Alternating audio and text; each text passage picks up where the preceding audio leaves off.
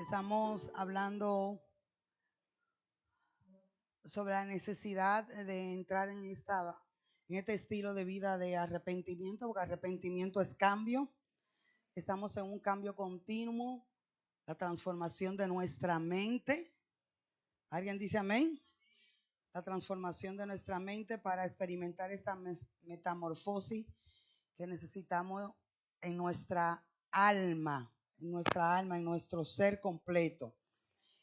Y estamos viendo la iglesia de Apocalipsis en el capítulo 3 y este proceso en la que el Señor estaba llamando a la iglesia de la Odisea a entrar, a salir de un estado para experimentar lo que ya el Señor le había dado, pero que ellos por descuido y apatía habían perdido y que el Señor pues quería que ellos recuperaran. Amén. Y la semana pasada hablamos sobre el consejo que Cristo le está dando a esta iglesia y establecimos que este consejo que el Señor le dio a las 7 iglesias es un consejo atemporal. ¿Por qué atemporal? Porque es un consejo para todas las iglesias en todas las edades, para la iglesia de Cristo. Amén. Aunque fue puntual para esa iglesia en ese tiempo y que tenemos que examinar, y lo hemos estado haciendo, el contexto cultural, el tiempo, la razón por qué le dijo lo que le dijo, para poder entender el trasfondo, ¿verdad? Y la realidad en que esta iglesia estaba viviendo y la condición para que nosotros poder aplicarlo de una manera práctica a nosotros hoy, con un entendimiento claro. Y estamos en Apocalipsis capítulo 3, verso 18, y la semana pasada trabajamos la parte A y hoy vamos a trabajar la parte B de este verso. Nosotros tenemos varias semanas o varias secciones, mejor dicho, posicionados en ese verso, en ese pasaje bíblico de Apocalipsis 3 y hablando de esa iglesia, específicamente de la Odisea, y hemos hablado mucho, todo está grabado, es una serie de enseñanza completa, muy profunda, muy compleja y fuerte también y confrontadora. ¿Verdad que sí?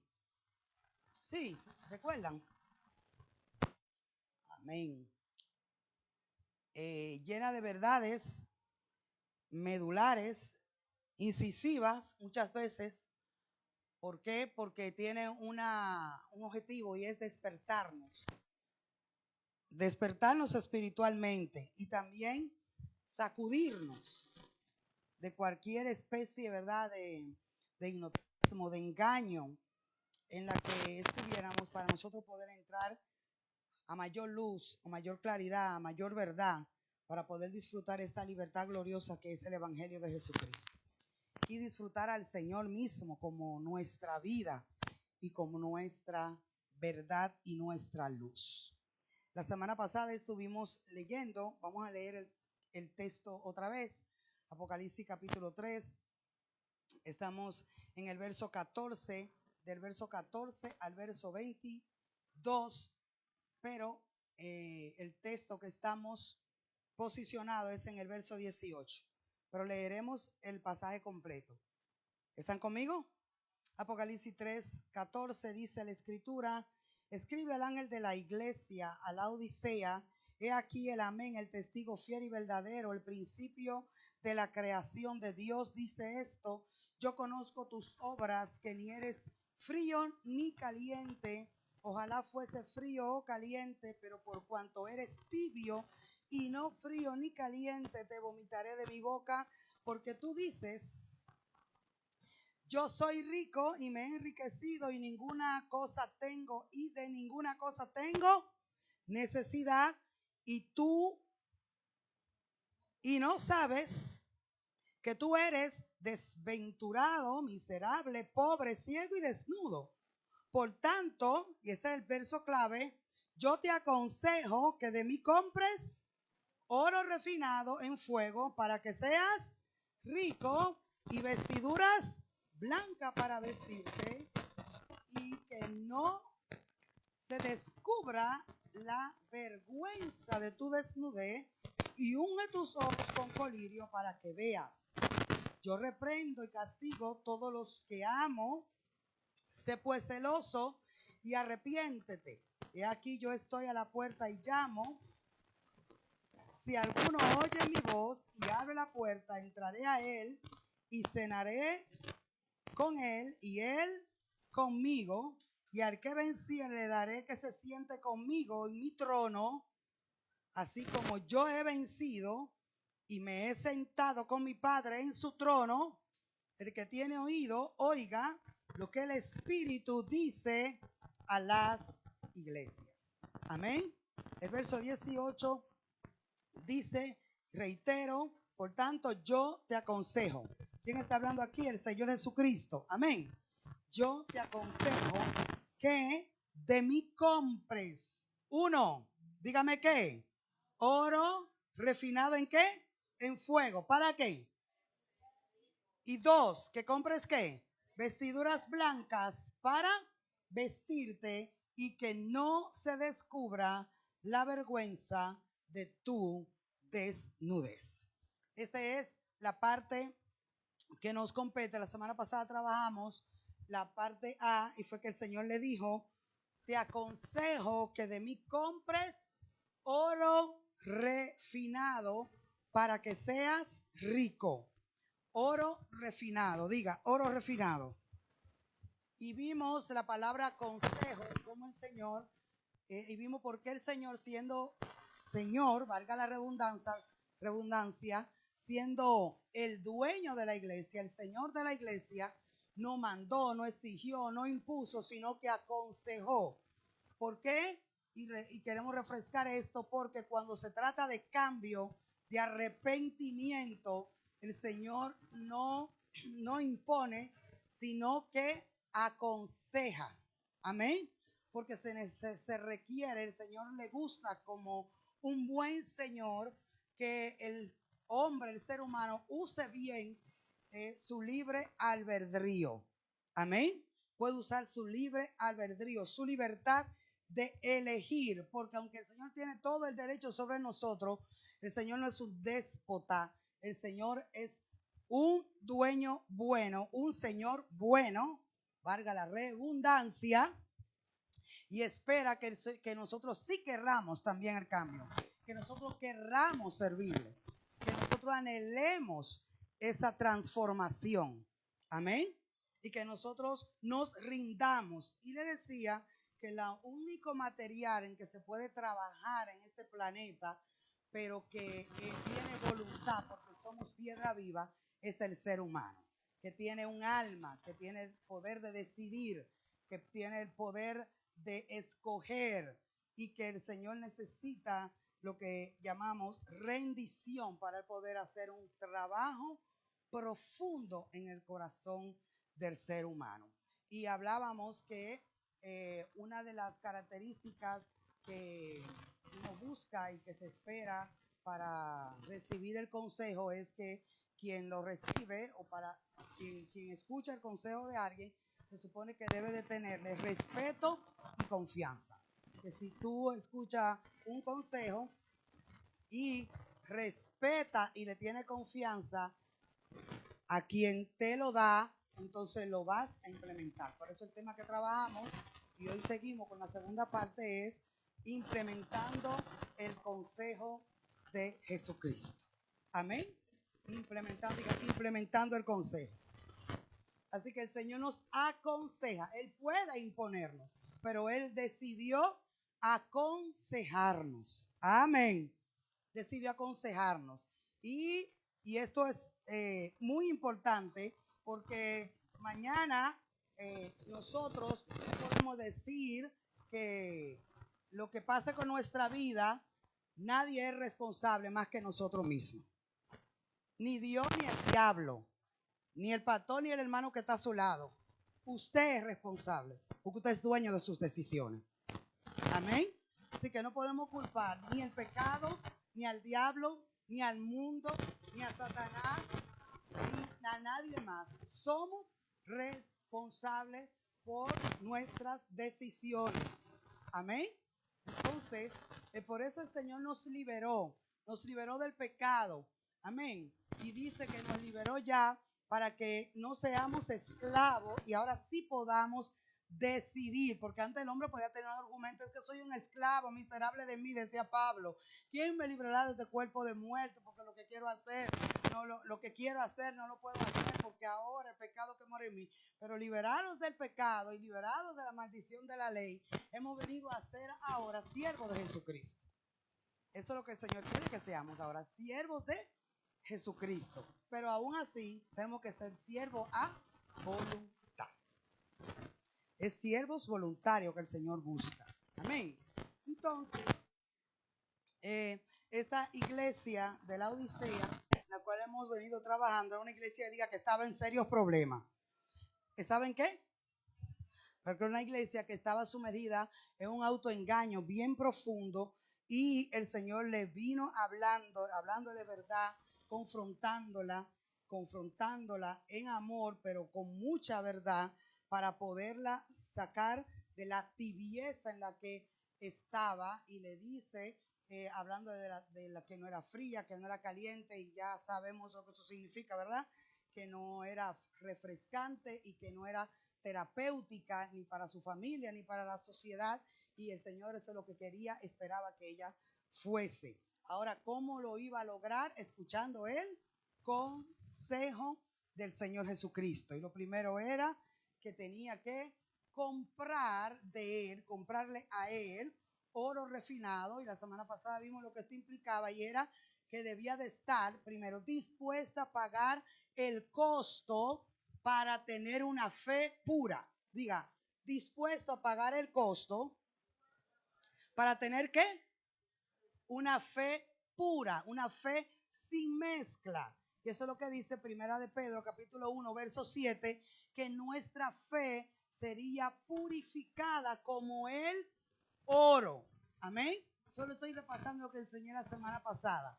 Pero el punto clave aquí es dispuesto a pagar el costo para tener una fe pura, una fe sin mezcla, una fe sin engaño, una fe sin religiosidades, una fe sin mentiras, una fe pura. Entonces, para tener una fe pura, tenía que esa fe ser pasada por el fuego de la prueba. Amén. Porque a veces pensamos que nosotros vamos a pasar por prueba, pero en realidad no es en esencia nuestra humanidad solamente que está pasando por la prueba, sino que lo que está siendo probado es nuestro nivel de fe. A todos se nos dio un nivel de fe, una medida de fe, según Romanos 12:2. A todos se nos dio, nadie puede decir yo no tengo fe. A todos cuando creímos, de hecho creímos porque se nos dio un nivel de fe. ¿Qué es la fe? De manera objetiva, es el nivel del conocimiento que usted tiene de Cristo. Amén. Así que cuando usted oyó de Cristo, que Él es un Salvador, que Él le amó, que Él se entregó por usted para perdonarle su pecado, ese conocimiento del amor de Dios, de lo que Él hizo, diga, conocimiento de esa verdad, despertó en usted esa fe que usted creyó, se arrepintió, se convirtió, y ese conocimiento de Cristo hizo que usted en primera medida se convirtiera. Pero después usted siguió recibiendo más conocimiento ¿de qué? De Cristo. Entonces, el conocimiento de la verdad del Señor Jesucristo es la medida de fe que nosotros tenemos. Diga, conocimiento de la verdad. Hay una fe que es confianza. Ese es otro aspecto de la fe. Confianza, diga, confianza. Pero cuando hablamos de la fe que crece, primero, para que crezca la confianza, tiene que crecer el conocimiento de la verdad de Dios en Cristo. Cuando ese conocimiento de la verdad de Dios en Cristo crece, el conocimiento, entonces mi confianza en Él, ¿qué va a pasar? También que crece, también crece. Conocimiento y confianza son dos aspectos de la fe. Conocimiento y confianza. Así que ese conocimiento va a ser ¿qué?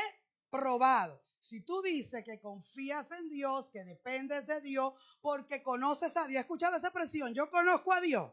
Pero muchas veces es simplemente una presunción porque tengo 30 años en el evangelio y conozco mucha doctrina y conozco muchos pastores y conozco muchos rituales y conozco muchas formas, pero eso no quiere decir que conozco a Dios. ¿Me doy a entender? Entonces, ¿qué va a pasar? Todo ese conocimiento cognitivo tiene que ser, ¿qué? Probado. Va a ser probado. ¿Y qué va a usar Dios para probar si es verdad que conocemos? Las pruebas, las dificultades. Va a venir la prueba. Y la prueba, las dificultades, las tribulaciones, como también le llamamos, que todos son especies de proceso, van a probar si es cierto que tenemos ese conocimiento de Dios. Entonces, si permanecemos fiel, como decíamos la semana pasada, como dice el apóstol Pedro, al final de la prueba, esta prueba va a dar un resultado de alabanza y glorificación a Dios, porque en medio de la prueba Jesucristo se va a manifestar. ¿Alguien dice amén? O sea, el carácter de Cristo se va a manifestar. No vamos a salir ni amargados, ni frustrados, ni maldiciendo, sino que Jesucristo se va a manifestar. Y entonces será la prueba, dará alabanza y gloria a Dios. Cuando Jesucristo se manifieste al terminar la prueba de la fe. ¿Alguien dice amén? Siento Dios está ahí.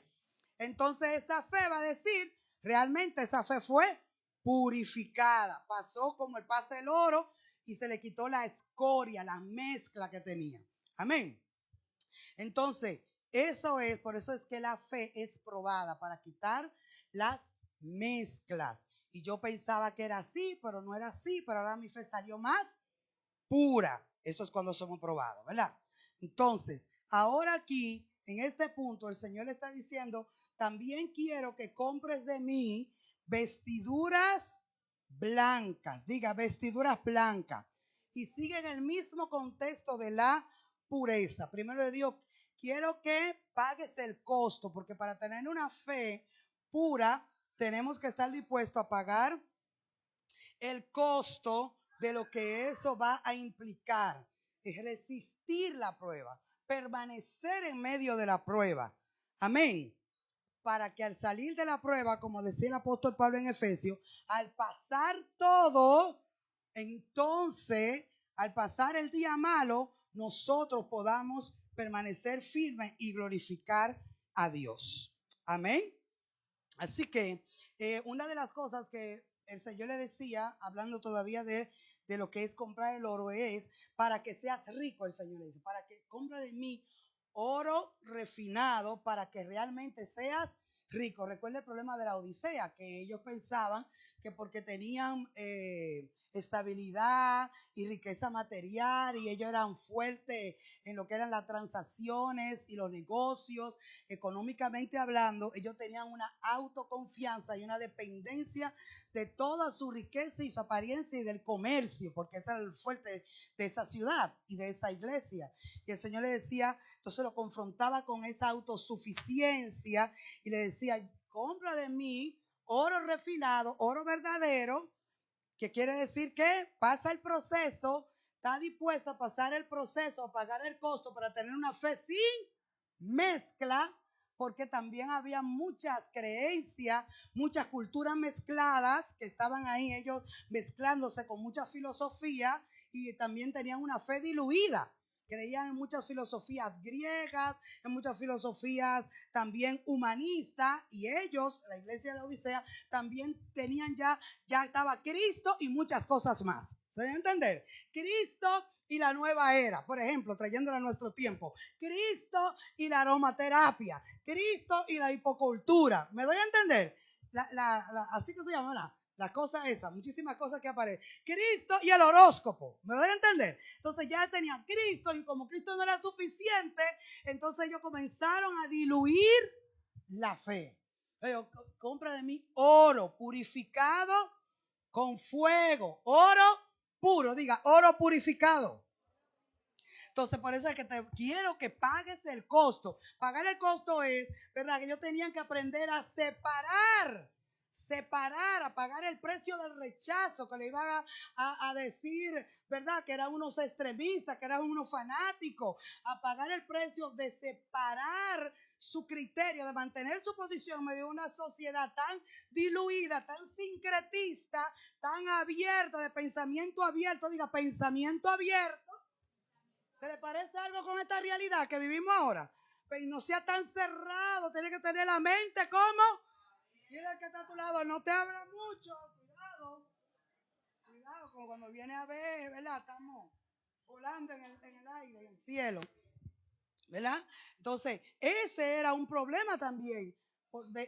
Recuerda que está en el centro del paganismo esa iglesia, en el centro del paganismo. Señora dice, tiene que estar dispuesta a pagar el precio, el costo de tener una fe pura, porque vas a tener que pasar por el rechazo, vas a tener que pasar por la crítica, por la murmuración, de que te excluyan incluso, de que seas literalmente vejado o señalado como una persona extraña. Y eso era un precio que ellos, por causa de no perder clientes, porque recuerden que eran ¿qué? Negociantes, comerciantes, estaban dispuestos a poner en juego incluso su fe por causa de no perder ganancia. ¿Por qué usted cree que le está diciendo el Señor? Tiene que estar dispuesto, la iglesia, compra de mí. En la palabra comprar era dispuesto a pagar el costo para tener una fe pura. Comprar oro purificado para que seas rico. Rico, y aquí está hablando de las riquezas verdaderas, que son las riquezas del reino. Amén. Las riquezas del reino, que consiste en tener una fe, una esperanza y un amor puro. Diga, riquezas del reino. Diga, fe, esperanza y amor.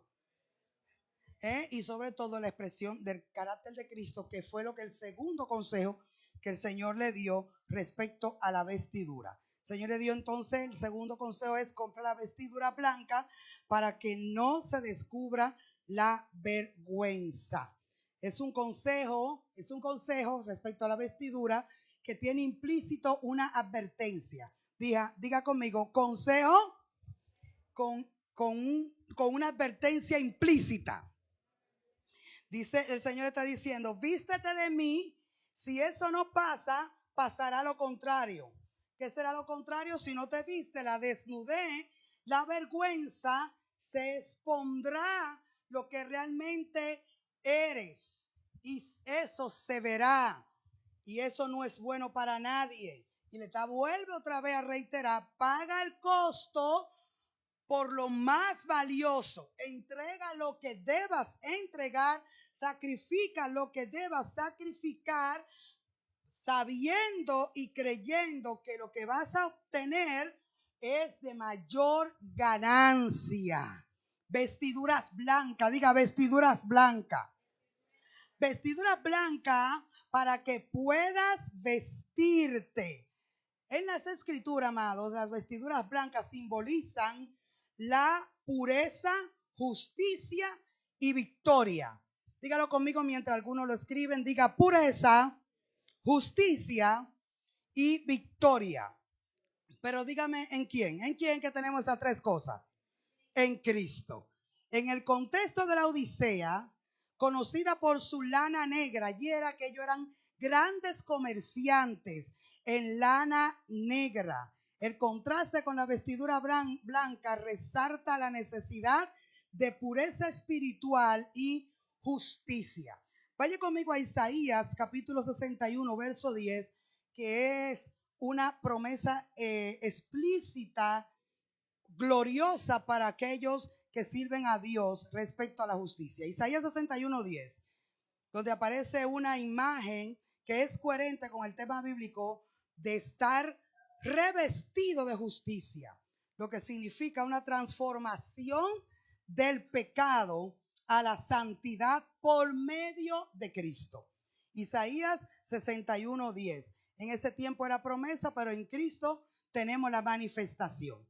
Pero vamos a leer lo lindo que que el Señor le prometía a la iglesia y que hoy nosotros podemos tener seguridad que en Cristo lo tenemos, y que era el llamado de Dios para la iglesia de la Odisea, para que regresara a obtener esta pureza. Y quiera el Señor que hoy nosotros, que nos está hablando de esto, si alguien se ha desvinculado de alguna manera, que pueda recuperarlo en el nombre de Jesús. En Isaías 61:10, si está conmigo podemos leer, por favor. Mire qué dice. En gran manera, leamos en voz alta, dice, en gran manera me gozaré en Jehová. Mi alma se alegrará en mi Dios, porque me vistió con vestidura de salvación. Me rodeó de manto de justicia. Como a novio me atavió, y como a novia adornada con sus joyas. Amén. Hermoso lo que dice respecto a lo que Cristo hizo en la cruz del Calvario por medio de su obra. Y vuelvo y lo leo porque tiene una expresión de gozo, no solo en el espíritu, sino también en el alma, porque es en el alma donde uno experimenta esta obra de Cristo también gloriosa. Y dice, en gran manera me gozaré en Jehová. Mi alma, ¿quién? Se alegrará en mi Dios, porque me vistió con vestidura de salvación y me rodeó de justicia. Mire, esto es importante porque a veces nuestro gozo y nuestra alegría depende demasiado de las cosas naturales y rebajamos las riquezas espirituales y eternas. Oiga lo que él está diciendo, lo que está diciendo el pueblo aquí, simbolizado como una mujer e incluso como una persona que está en un gozo de esposo, de esposa. Amén. Él dice, en gran manera me gozaré. ¿Cómo es el gozo, pequeño o grande? ¿Cómo es el gozo? El gozo es grande, pero el gozo ¿en quién? En Jehová mi Dios. ¿Por qué? ¿Por qué? ¿Por qué dice? ¿Por qué? ¿Me vestirá? Porque me vistió con vestidura, de salvación, y me rodeó de justicia, de manto de justicia. Diga, me vistió con salvación, con vestidura de salvación y con manto de justicia. Dígalo otra vez, dígalo. Él me vistió con vestidura de salvación. ¿Y con qué más? Diga, ¿manto de qué? Y manto de justicia. Si eso no nos quita el luto, la desesperación, la agonía, yo no sé qué es lo que no sé qué es lo que nos puede alegrar, hermano. Yo no sé si usted me está entendiendo. Yo quisiera que el Señor pueda irrumpir nuestra vida y nuestra alma cada día más, para que nuestro entendimiento espiritual pueda ampliarse y podamos ver a Cristo y su obra con revelación e iluminación en nuestro espíritu, para que nosotros podamos valorarlo más y poder disfrutar más de nuestra alma, porque dice que nuestra alma se alegró. Que el alma se alegró. Diga, el alma se alegró. ¿Qué fue lo que se alegró? El alma. Recuerden que en el alma es donde están las más grandes batallas en nuestra vida cotidiana, ¿verdad que sí? Por eso es que el salmista tenía que estar recordándole al alma los favores, las misericordias, la obra del Señor, para él poder sacar el alma del pozo de la angustia y de la desesperación y poderla traer a la realidad del Espíritu en Cristo, para que ella pudiera encontrar su gozo, su paz, no en su propia justicia, sino en la justicia de Cristo, sino en la obra que Dios ha hecho. Amén. Téngame por seguro que el Señor le habló a la gente de la Odisea, porque esa iglesia, a pesar de ser una iglesia enriquecida, como ella misma dijo, y que a pesar de eso decía, no necesito nada, porque yo he sido enriquecida y esto y lo otro, y todo el engaño en que vivía, que el Señor le habló de esto: compra de mí vestiduras blancas para que no sea hallada desnuda, para que no se exponga tu vergüenza. ¿Por qué? Porque seguro que a pesar de toda la riqueza y toda la abundancia y todo lo que ellos decían que tenían, vivían vidas amargadas, frustradas, decepcionadas. No sé si me doy a entender. ¿Por qué? Porque este fruto de gozo y de alegría solo lo podemos disfrutar los hijos de Dios, no solamente por ser hijos de Dios, sino porque se nos ilumina el entendimiento de lo que Cristo realmente ha hecho en nosotros. Que el Señor lo logre en nosotros, hermano. Entonces, esto es el llamado de Dios para la iglesia, para que pueda hallarse vestida de Cristo y no desnuda. Amén. Que podamos entender de que Él nos ha vestido. Diga, vestido de salvación y justicia. ¿Quién hizo eso? Cristo. Nos vistió, diga, de salvación. ¿Y de qué más? Y de justicia. Diga, eso es mucho. Eso no lo puede hacer nada, nada ni nadie, solamente Cristo. Ahora, el pecado, según Génesis 3:7, trajo, desde el principio vimos que cuando el hombre pecó, ¿qué fue lo primero que trajo el pecado? Diga, vergüenza. Vamos a Génesis, para recordar solamente un poquito esto. Porque el Señor le está dando una advertencia.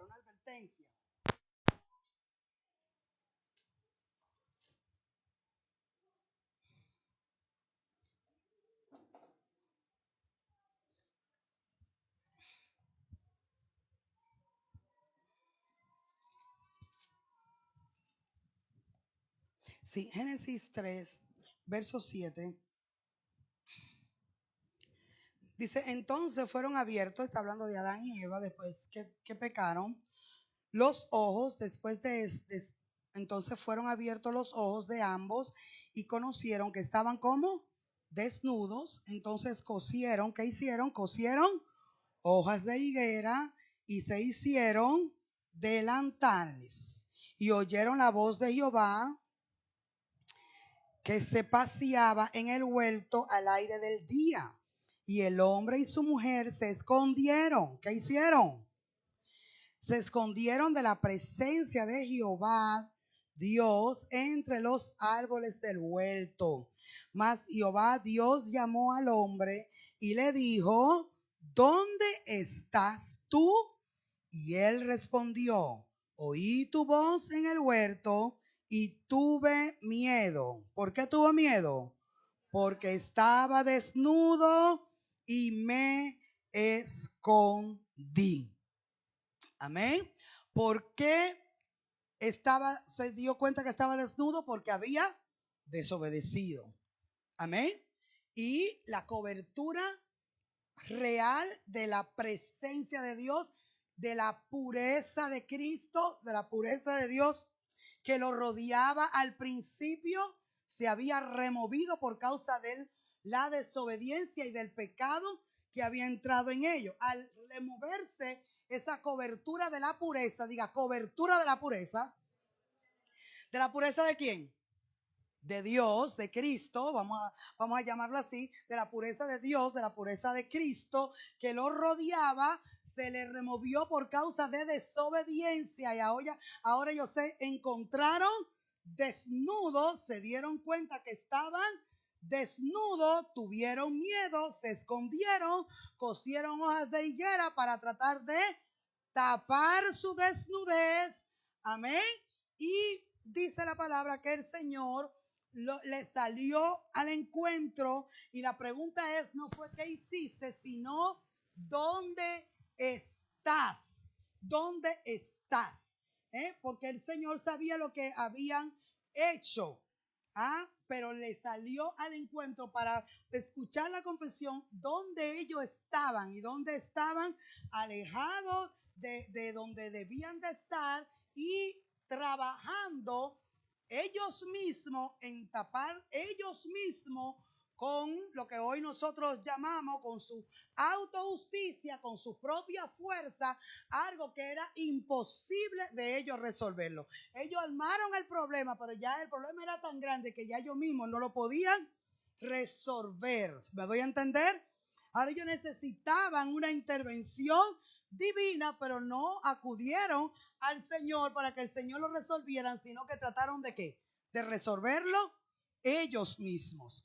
Y esto fue uno de los graves errores y problemas de la primera pareja. Lo que quiero enfatizar aquí, que podamos ver que la desobediencia siempre va a producir una sensación de vergüenza y falta de cobertura, pero no de cobertura humana. Cuando digo cobertura, y toda vez que hablo de cobertura, piense en la cobertura de Dios, cobertura real, porque la cobertura real es la cobertura divina. Amén.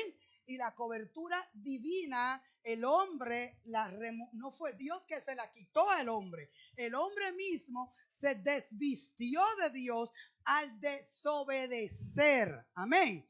El hombre mismo rechazó a Dios cuando rechazó el mandamiento, cuando rechazó el obedecer. Dios nunca rechazó al hombre. El hombre fue el que rechazó a Dios. ¿Estamos claros con eso? Dios rechaza, esa expresión no es verdad. Dios nunca rechazó al hombre. El hombre fue el primero que rechazó y siempre será en rechazar, siempre será el primero en esa acción respecto a Dios. Dios amó al hombre, Dios creó al hombre, Dios santificó al hombre, Dios posicionó al hombre, Dios le dio vida al hombre, Dios cubrió al hombre, Dios enriqueció al hombre, Dios le dio identidad al hombre, Dios se dio al hombre. El hombre fue el que le dio la espalda a Dios. El hombre siempre ha sido el que ha tenido la negativa contra a Dios. Dios siempre ha amado al hombre, el hombre ha sido el que ha tenido desamor y rechazo hacia él. Aún el hombre peca, Dios lo sigue ¿qué? Buscando. Dios lo sigue ¿qué? Llamando, porque su amor es eterno, porque su amor es verdadero, puro, constante e inalterable. Gloria a Dios por un amor tan grande. ¿Alguien dice amén? Así que la consecuencia de la desobediencia es remoción o apartamiento o apartar la cobertura de Dios de su vida, en el caso de Adán. Por eso es que Dios está advirtiendo a esta iglesia que está bajo el engaño de la autosuficiencia, de la vanidad y de la tibieza, y le aconseja que despierte y que compre vestiduras blancas. ¿Para qué? Para vestirse y cubrir su desnudez. ¿Por qué? Porque ahora ella, por causa de su autojusticia y de su autosuficiencia, y quiero que me escuchen muy bien, estaba ahora menospreciando la obra de gracia de Cristo y se estaba yendo a su habilidad, a su fuerza y a su propia dignidad, y ahora quería cubrirse, otra vez repetir la película del Edén con hojas de higuera otra vez. Y el Señor está diciendo, no, es que yo pagué un precio muy caro para cubrirte con mi justicia, con mi sangre, con mi obra, y ella es suficiente. Ella es ¿qué? Suficiente. Diga conmigo, suficiente. El estado espiritual de los laodicenses se compara con la desnudez, lo que indica su vulnerabilidad y la necesidad de la cobertura de Cristo. Diga, la cobertura de Cristo. Esta frase subraya la necesidad de la justicia de Cristo para cubrir la pecaminosidad humana, evitando la exposición espiritual y la vergüenza, hermano. Esto es clave. Tal vez podamos creer que lo entendemos, pero esto es más profundo de lo que nosotros podamos imaginar. Y antes de que, mire, esto es, el Señor me traía esto a la memoria, porque esto es muy sutil. Diga, esto es muy sutil. ¿Por qué? Porque la autojusticia ha sido el pecado del legalismo. Diga, autojusticia.